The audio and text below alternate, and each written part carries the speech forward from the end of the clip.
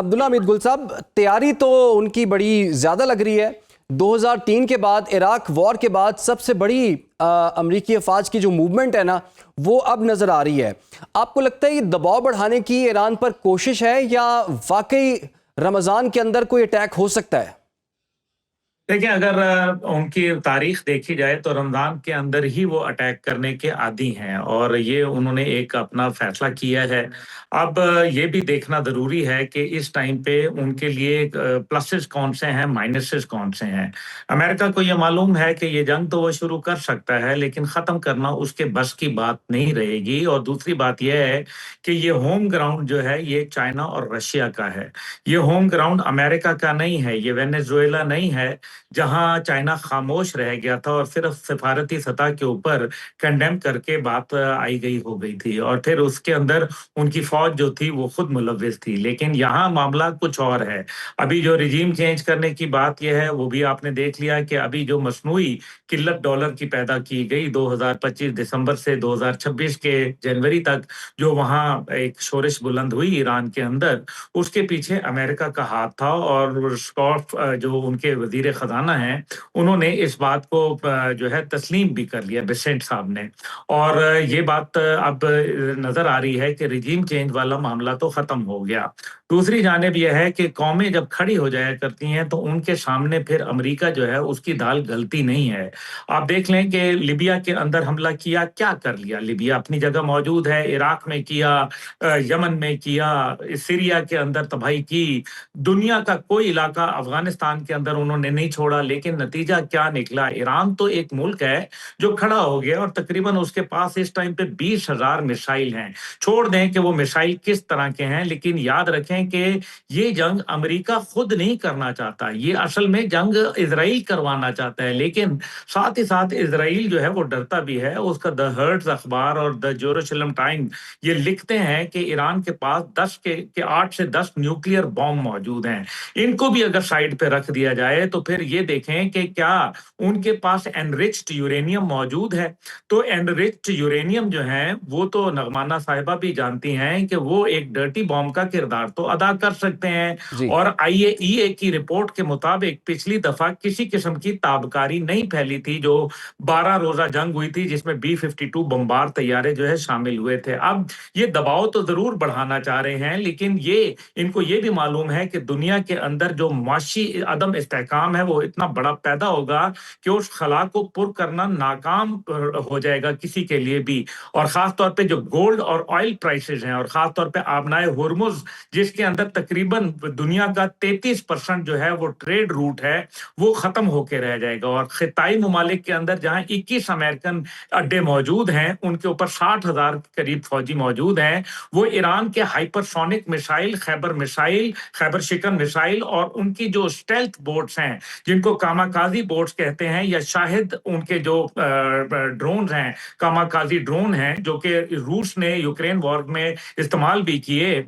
मेरे ख्याल में ईरान के हवाले से अब उनको बहुत सारे मसाइल का सामना करना पड़ सकता है, जिसके अंदर जो रेडार सिस्टम जो चाइना ने उनको अभी दिया है, उस रेडार सिस्टम में 500 से 700 किलोमीटर दूर जो स्टेल्थ तैयारा और ड्रोन जो है उसको भी रिकॉग्नाइज किया जा सकता है। दूसरा है डीएफ-21 मिसाइल। जी। डीएफ-21 मिसाइल जो है वो एंटी एयरक्राफ्ट कैरियर है, उसके लिए उसको एयरक्राफ्ट कैरियर किलर कहा जाता है। तो अमेरिका ऐसी गलती करने से पहले 10 दफा सोचेगा, क्योंकि उसके जो अच्छा, ये बात आपकी वैसे अब्दुल्ला साहब बिल्कुल दुरुस्त है कि जो ईरान की जो मेन स्ट्रेंथ है वो उसका मिसाइल प्रोग्राम है और दुनिया ने वो 12 दिन की जंग में देख भी लिया। ये बताइए, जो 3 बैनुल-अक़वामी सरहदों और फौजी अड्डों के करीब जो चिकन नेक राहदारी में बहुत बड़ी सुरंग बनाने के आपके ख्याल में क्या मकासद हो सकते हैं और इंडिया को अभी क्या खतरात हैं?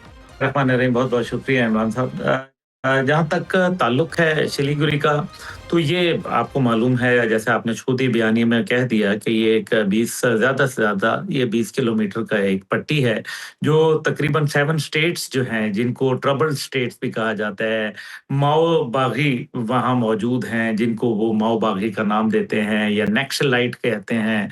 ये वो तमाम जगह है जो ट्रबल्ड इलाका है। इसमें खास तौर पे मणिपुर जो है, उसके अंदर जो है तकरीबन 67% जो है वो क्रिश्चियन मौजूद हैं। और अभी जिस तरीके से हमने हमने देखा United Liberation Front of Assam ULFA जिसको कहा जाता है, उसने जिस तरीके से भारत के ऊपर हमले किए हैं और उनके मुख्तलिफ जो फौजी बेसेस हैं उनका निशाना बनाया है। इसी तरीके से चंद सालों में तकरीबन 2700 भारतीय फौजी जो हैं इन इलाकों के अंदर मारे जा चुके हैं और यहाँ जो भारतीय हुकूमत की रिट है वो ना होने के बराबर है। ये स्टेट्स जो हैं ये सिर्फ एक 20 किलोमीटर की पट्टी के ज़रिए जो है वो जुड़ी हुई हैं, जिसका भी आपने ज़िक्र किया कि एक तरफ तो बंगाल है तो दूसरी तरफ चीन और नेपाल है। इस सूरत के अंदर एक जिसको कहते हैं ना कि एक मेरे ख्याल में अननेचुरल तरीके से भारत ने इसको रोका हुआ है। अब इस सुरंग का बनाने का मकसद ये है कि यहाँ रेलवे ट्रैक के ज़रिए जो ज़ाहिर है अगर शिलीगुड़ी के ऊपर कोई हमला किया जाए तो फिर भारत की जो तमाम नक़्ल हरकत है वो बिल्कुल महदूद होके या बिल्कुल ख़त्म होके रह जाएगी। इस वजह से चाइना ने आपको पता है पहले ही इसके अंदर अपना उन्होंने तो सूबों के नाम भी अपने दे दिए हुए हैं, चाइनीज़ ज़बान के अंदर वो इसको कहते हैं, तो वो तो इसको पहले ही अपना जो है वो हिस्सा करार दे चुके हैं। जी।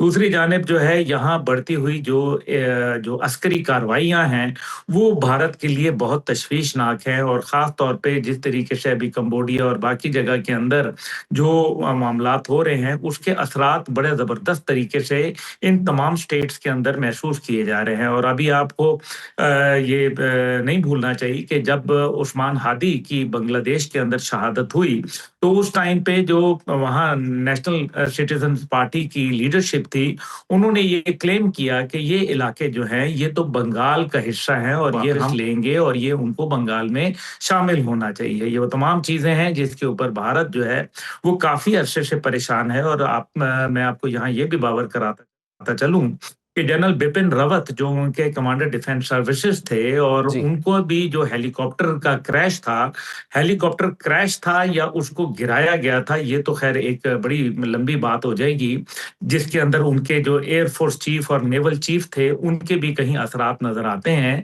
तो जनरल बिपिन रावत जो था, उसको यहीं मारा गया था और ये भी इसका मतलब ये है कि उनकी एक जो वहाँ हॉस्टाइल फोर्सेस हैं, उनका एक बहुत बड़ा अमल दखल है और वो बहुत तजुर्बेकार हैं।